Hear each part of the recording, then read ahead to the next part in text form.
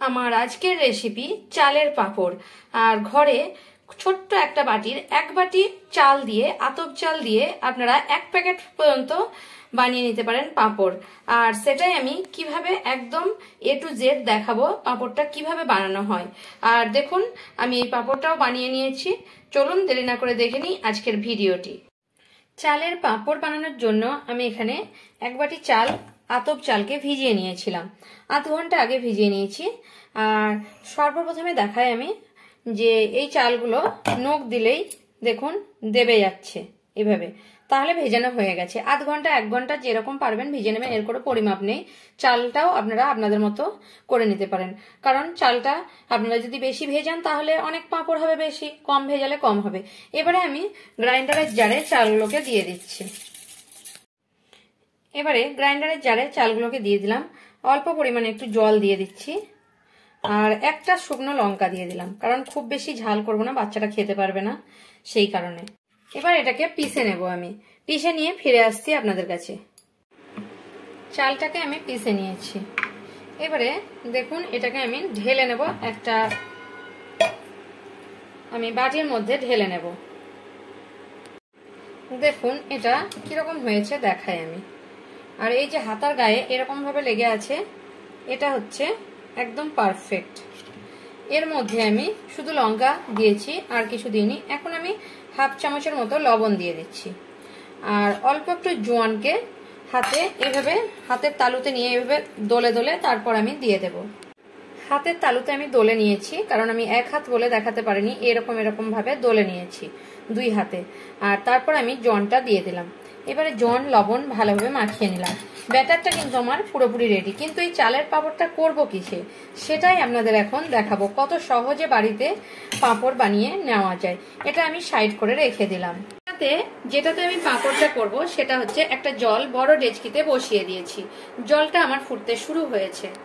এখন আমার একটা থালা আছে, এরকম ফুটো থালা, এটা এরকম ভাবে বসিয়ে দেবো আর এভাবে ঢাকা দেব। কিন্তু আপনাদের কাছে যদি এই থালাটা না থাকে তাহলে আপনারা এই ডেচকির উপরে একটা পাতলা ধরনের কাপড় বেঁধে দেবেন, 4-5টা বেঁধে দেবেন। এইভাবে নিয়ে তারপর বেঁধে দেবেন কাপড়টাকে সাইডে, এক সাইডে, তাহলে তার উপরেও প্লেটগুলো বসে যাবে। আর আমি কিভাবে বেক করব দেখাচ্ছি। কিসে করব, বেক নয় সরি, কিভাবে আমি এখন এটা রেখে দিলাম। আর কিসে আমি করব, আমি এরকম বাড়িতে হাওয়া প্লেটগুলো নিয়ে নিয়েছি। বিভিন্ন সাইজের প্লেট আছে আমার কাছে, এই প্লেটগুলো নিয়ে নিয়েছি। আর এরকমের থেকে ছোট থাকলে আপনারা ছোট প্লেটও নিতে পারেন। আমি 2টো বড় প্লেটও নিয়ে নিয়েছি। দেখবো দরকার হলে বড় প্লেটে করবো, নইলে বড় প্লেটগুলো সাইড করে রেখে দেবো। এগুলো আমি এখন সাদা তেল ব্রাশ করে নেব। এখানে সব প্লেটগুলো তেল ব্রাশ করে নিয়েছি, বড় প্লেটগুলো আমি নিয়ে নিয়েছি। কারণ একসঙ্গে করার কারণ এটাই যে যখন আমার এগুলো ভাপে তৈরি হবে তখন কিন্তু টাইম পাবো না, খুব তাড়াতাড়ি হয়ে যায় 1 মিনিটের মধ্যে পাঁপড়গুলো। একসঙ্গে করে নিলে কি 1-2টো বসিয়ে তারপরে আবার 2টো বসিয়ে দিলাম, খুব তাড়াতাড়ি তৈরি হয়ে যায়। তার জন্য একসঙ্গে এতগুলো আমি রেডি করে নিয়েছি। আর পাঁপড়গুলো তৈরি হওয়ার পরে আমি কোথায় পাঁপড়গুলোকে রাখবো, এখন এখানে আমি একটা প্লাস্টিকের ঝুড়ি উল্টো করে নিয়ে নিয়েছি। আর তার মধ্যে একটা একদম পাতলা সাদা কাপড় আমি নিয়ে নিয়েছি। কাপড়গুলো এর মধ্যে দিয়ে দেবো, কিংবা আপনাদের বাড়িতে যদি কুলো থাকে কুলোর মধ্যে, চালনি থাকে চালনির মধ্যে দিয়ে দিতে পারেন। কিন্তু আমার মনে হলো একসঙ্গে হয়ে যাবে, এখানে সুবিধা হবে, এতে হয়তো সবগুলো ধরবে না। এভাবে আমি করে নিলাম। আর পাঁপড়গুলো তুলে কিন্তু এর মধ্যেই আমি দিয়ে দেবো ডাইরেক্ট। এবারে সব বাটিগুলো রেডি করে নিয়েছি। এবারে আমি এভাবে গুলে নিচ্ছি আর অল্প অল্প করে দিয়ে দিচ্ছি। দেখুন কিভাবে দিচ্ছি, খুব বেশি দেওয়ার দরকার নেই, খুব বেশি দিলে কিন্তু মোটা হয়ে যাবে। এবার হালকা করে দিয়ে নিচ্ছি, পুরো দিয়ে এভাবে 4-5টায় লাগিয়ে নিচ্ছি, যেরকম লাগবে সেরকম। এটা যেমন আরেকটু দরকার হবে, এভাবে সবগুলোতে আমি দিয়ে নিচ্ছি। এখানে কয়েকটা বাটি আমি রেডি করে নিয়েছি। আর দেখুন আমার কতটা ভাপ উঠছে। এবারে থালাটা আমি কিন্তু সাইড করে নিচ্ছি। আর এই ভাপের মধ্যে আমি একটা করে, সবগুলো ধরবে না বোধহয়, 2টো ধরবে। যত বড় জায়গা আপনারা দিবেন ততটাই ভালো ধরবে। এবারে 2টো ধরছে না, 2টো প্লেট ছোট প্লেট বসাতে হবে আমার। এভাবে 2টো প্লেট ধরছে, আরো ছোট বাটি দিলে আরো হয়ে যাবে। এভাবে আমি ঢাকা দিয়ে দিলাম। আর 1 মিনিট পরে আপনারা দেখবেন 1 মিনিটের মধ্যে পাঁপড়টা রেডি হয়ে যাবে। আর সেই কারণে আমি আরো 3টে একসঙ্গে করে নিলাম। যখন এই দুটো নামাবো আর দুটো দিয়ে দেবো আবার, মানে তাহলে বন্ধ যাবে না, সঙ্গে সঙ্গে হয়ে যাবে। 1 মিনিটের মধ্যে, আমি 1 মিনিট পরে ফিরছি আপনাদের কাছে। 1 মিনিট পরে আমি দেখাচ্ছি, খুব তাড়াতাড়ি হয়ে যায়। আর যেহেতু আমার ইন্ডাকশন, পাঁপড়গুলো কিন্তু আমার রেডি হয়ে গেছে। এখন আমি একটা সাঁড়াশির সাহায্যে পাঁপড়গুলোকে এভাবে নামিয়ে নিচ্ছি দুটো। আর দুটো নামিয়ে নিয়ে আবার আমি বসিয়ে দিচ্ছি দুটো। দেখলেন তো তাহলে একসঙ্গে রেডি করা কত সহজ।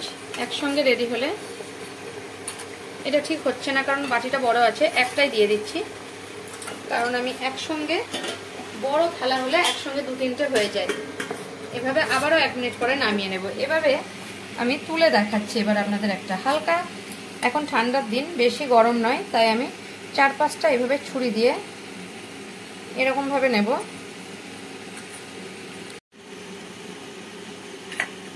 দেখলেন তো কতটা সহজে হয়ে গেল।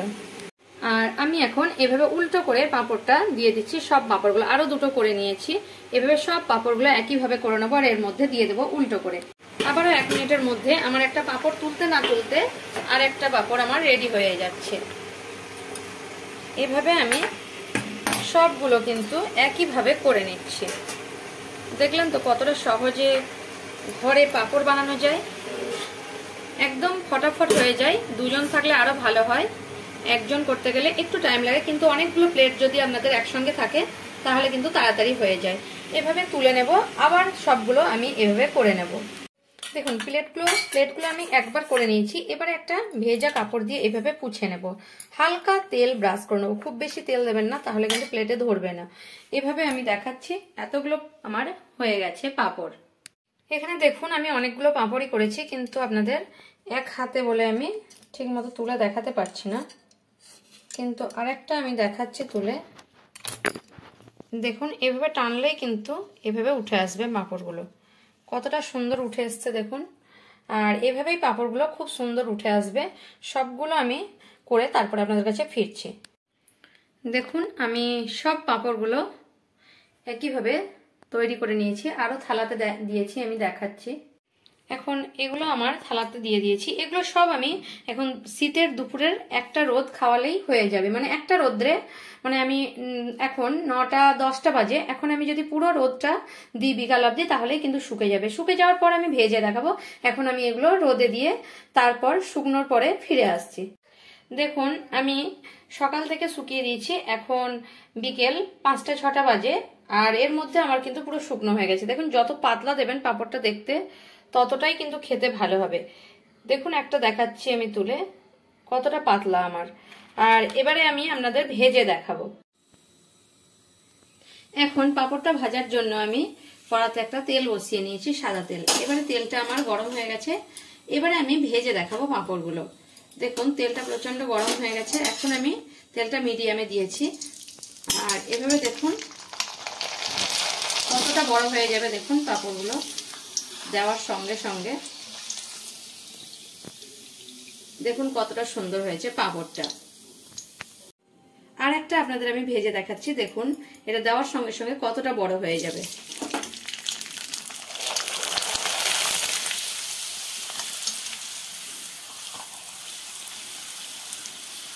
দেখুন তাহলে দেখলেন তো এক বাটি চালে কতগুলো পাঁপড় হলো, কতটা সুন্দর, একদম ঘরোয়া, মানে ঘরোয়া উপকরণ দিয়ে তৈরি হয়ে গেল পাঁপড়।